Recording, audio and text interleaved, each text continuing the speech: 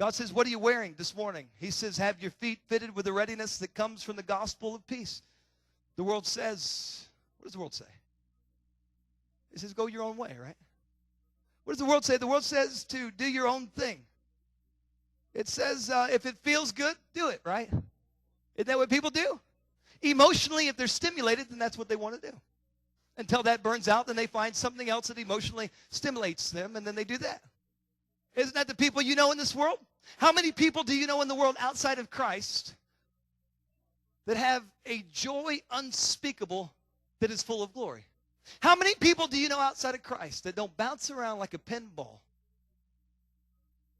Because once this is tapped out, they go find something else that taps out.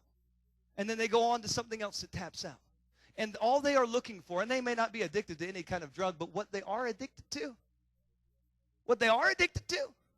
is something that makes them feel good emotionally on the inside, inexpressibly on the outside, but something intangible on the inside. They keep bouncing around.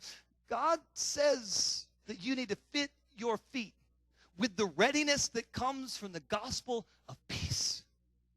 That you need to have your feet covered and ready to go. Not your way, not what makes you feel good, not what you think, and not even what you want. But you see, it's got to be God's way.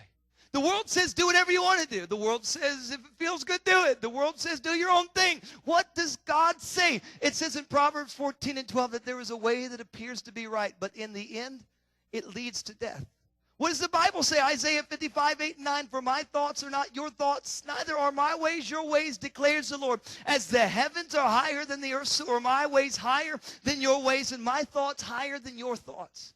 God's saying, I've got a way. I've got a direction. The Bible says that the steps of a righteous person have been ordered of God. The Bible says that Jesus has gone ahead and prepared a way, that surely he is with you even until the end of time. God is saying to you, it's not about what you want. It's not about where you want to go and who you aspire to be. God has got a great plan. God has got great direction. He's saying you need to get your feet fitted with the readiness that comes from the gospel of peace. You know what the world is saying, but hear what an almighty and an eternal God is saying.